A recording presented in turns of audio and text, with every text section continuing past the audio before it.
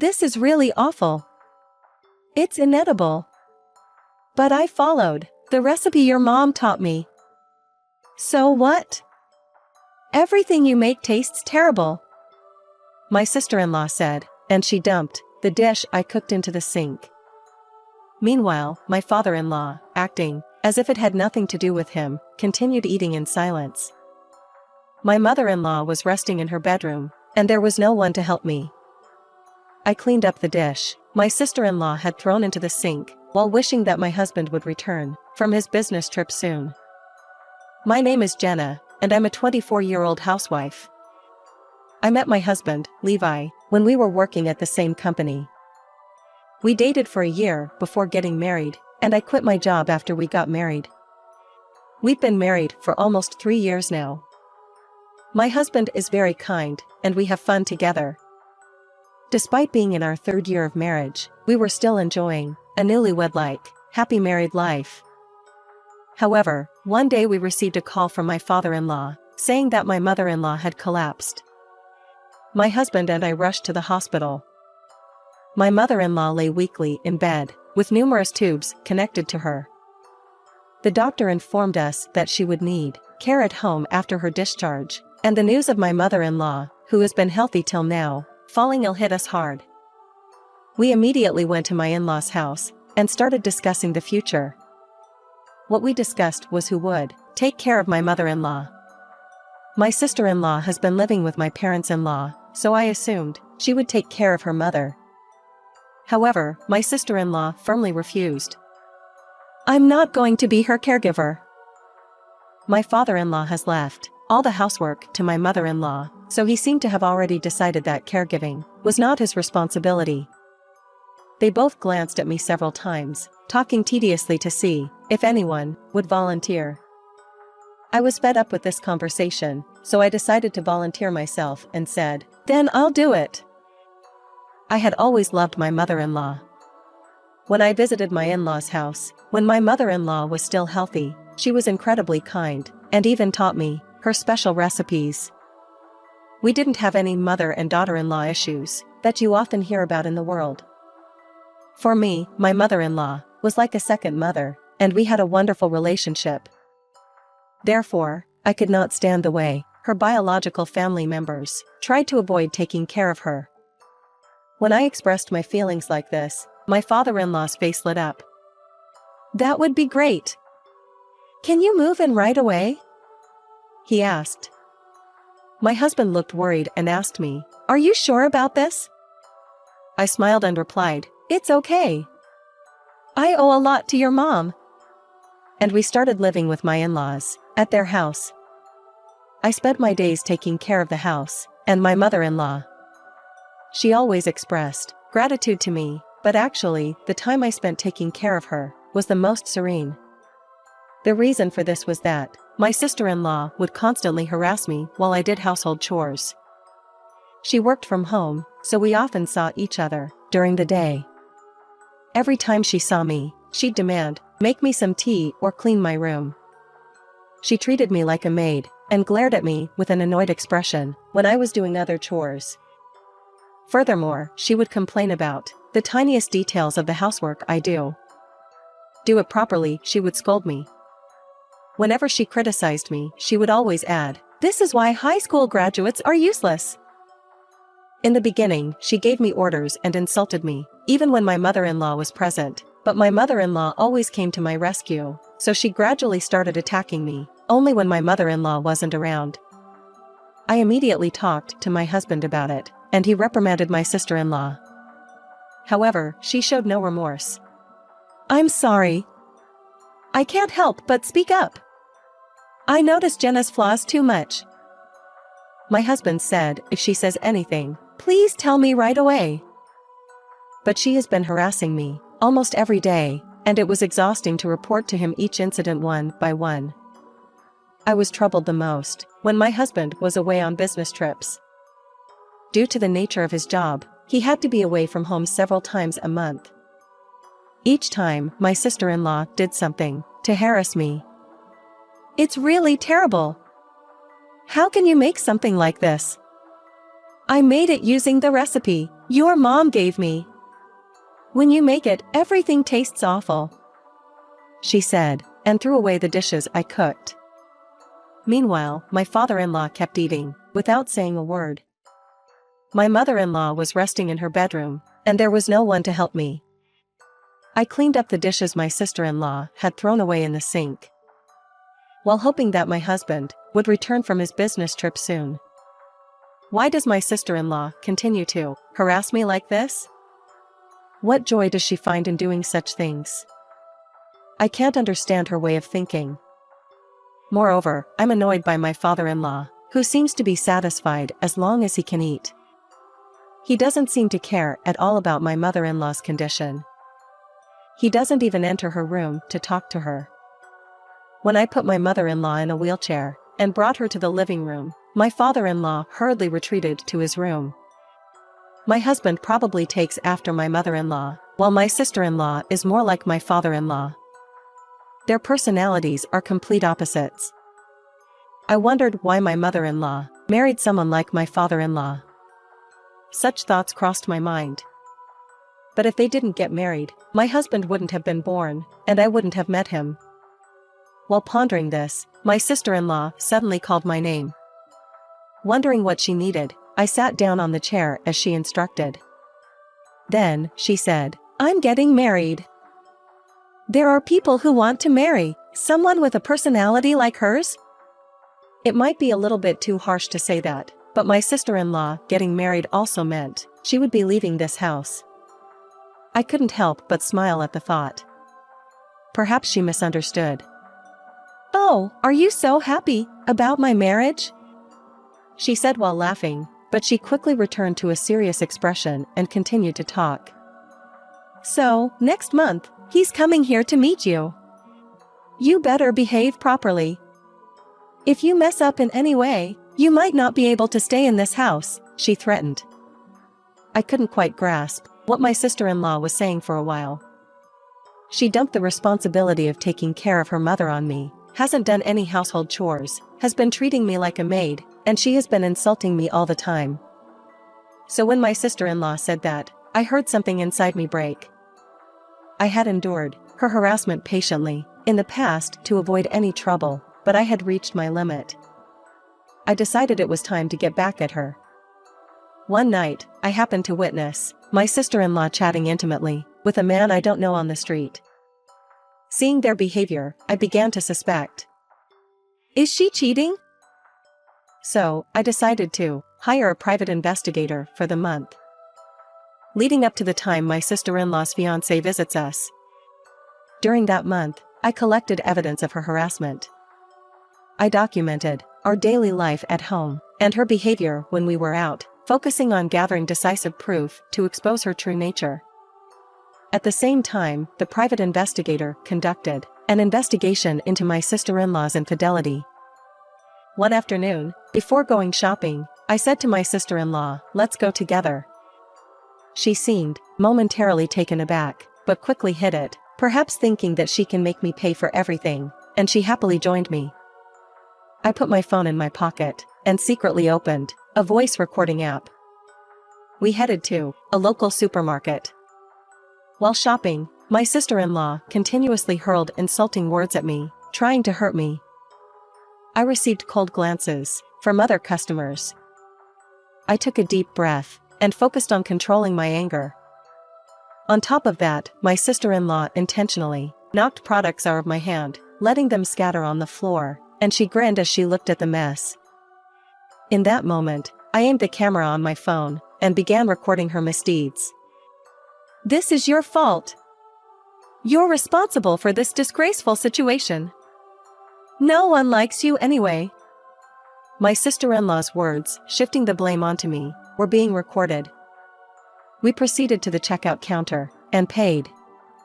All the while, my sister-in-law continued to glare at me with a condescending look. I waited for the moment when she looked away and ended the recording. I decided to document my sister-in-law's ongoing harassment as well. I had set up a few hidden cameras in several places around the house to do that, and I'd been checking the camera to see what was happening in the house. I had installed cameras, paying particular attention to places, like the living room, kitchen, and my room, where there was a possibility of my sister-in-law entering. One morning, while I was getting ready to leave, my sister-in-law sneaked into my room. She opened my closet, examined each piece of clothing, selected my favorite dress, and she cut it into pieces with scissors. Later, she opened my cosmetics, spilled the contents, and scribbled on my mirror. Since this was all captured by the hidden camera, I saved it as evidence. Also, while I was cooking dinner, my sister-in-law secretly crept into the kitchen and intentionally poured a large amount of salt into the dish I was preparing, causing a dramatic change in taste. She left while laughing, and when we all sat down for dinner, she repeatedly said that I had made a terrible meal, trying to make me the laughingstock. However, this entire ordeal had also been recorded on hidden cameras. I watched the recording, and I felt anger as I saw her malicious smile captured on tape.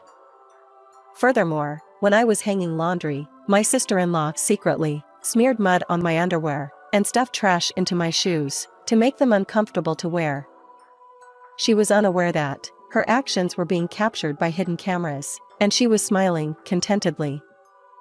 About a week before her fiancé's visit, I received the results from the private investigator. Anxiously, I opened the envelope, and there was a detailed report inside. The report contained a record of my sister-in-law's actions in chronological order, and there was an astonishing fact in it. There were pages with photos attached showing my sister-in-law and her lover kissing in a car, and the shots capturing that moment were shocking. Her expression was different from her usual self, and she was intertwining with the man while she appeared ecstatic. Additionally, the report contained multiple photos revealing different instances of infidelity on various dates and locations. The report also included a clear photo of my sister-in-law and her lover entering a hotel, holding hands. From these pictures, I was convinced that they have an intimate relationship. In addition, we found out with the investigation that they have been meeting regularly, and they started the relationship over a few months ago.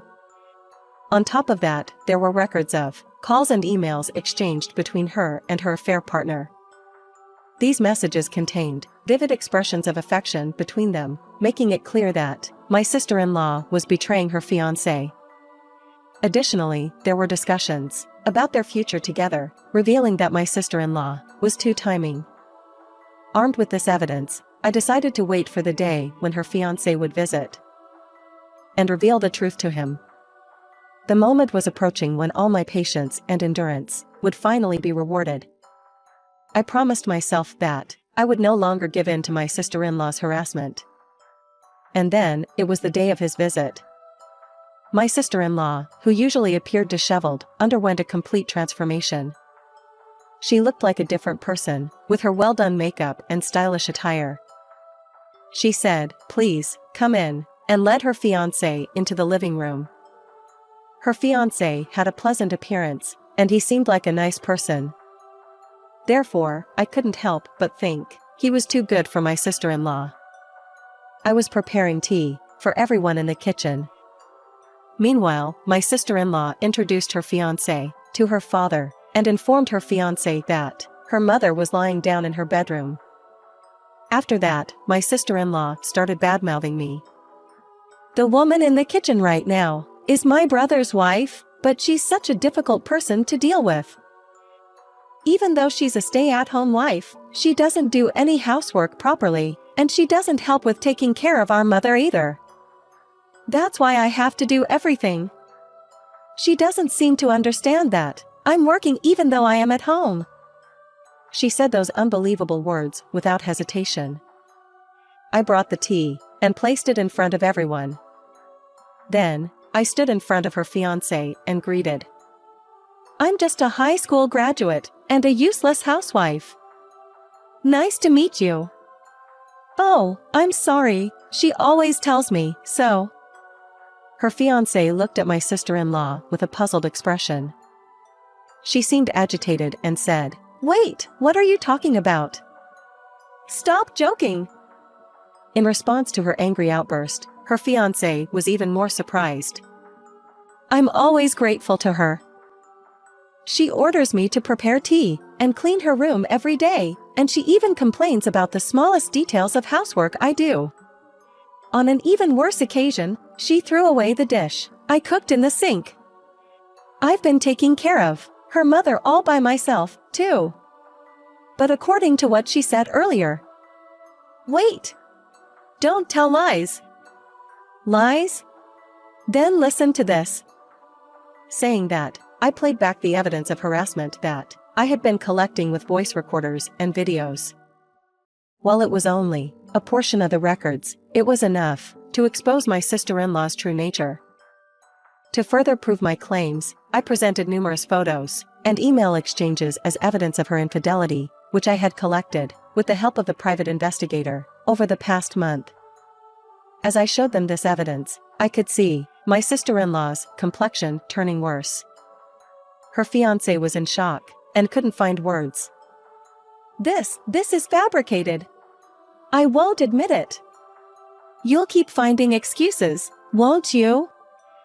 Well, why don't we ask your mom directly? What are you talking about? Mom is sleeping right now. You want to wake her up unnecessarily? See, you understand now, right? A caregiver wouldn't treat a patient like this. At that moment, the living room door opened, and my husband brought my mother, in a wheelchair. Huh, Mom? And why, Levi? You said you were on a business trip. What's the matter? Can't I be awake? It seems like you preferred it when Mom was sleeping. I had told my sister-in-law that my husband was still away on a business trip, but in reality, he was secretly waiting in my mother-in-law's bedroom. Together with my husband, we had been making a plan to expose my sister-in-law's true nature. Mom, who always takes care of you? My husband asked. Of course, it's Jenna. She always cares about me and helps with the housework. She's such a wonderful daughter-in-law. She replied. That's right. Then, has Alice ever done anything for you? No, she hasn't done anything for me. If anything, she avoids any interaction with me, and I think she sees me as a nuisance. And to think she's been cheating. I'm really disappointed in you. I wonder why you became like this. Mom, that's not. Upon my mother's statement, her fiancé's face contorted. My sister-in-law desperately tried to defend herself, but her fiancé asked, That's not what? Are you saying your mother is lying? Besides, aren't these photos and videos solid evidence? My sister-in-law couldn't say anything. I think it's impossible to have a healthy married life with someone who lies, badmouths others, and cheats. I'm sorry, but let's pretend this conversation never happened. We haven't even submitted any paperwork, and I doubt there will be any complicated procedures for a breakup. Well then, I'm leaving, her fiancé said, and left our family home. My sister-in-law cried out, wait, while sobbing, but her fiancé didn't look back, and left the house without turning around. My sister-in-law glared at me and yelled, It's your fault! Why are you blaming me? Then, my mother-in-law shouted, That's enough! When are you going to grow up?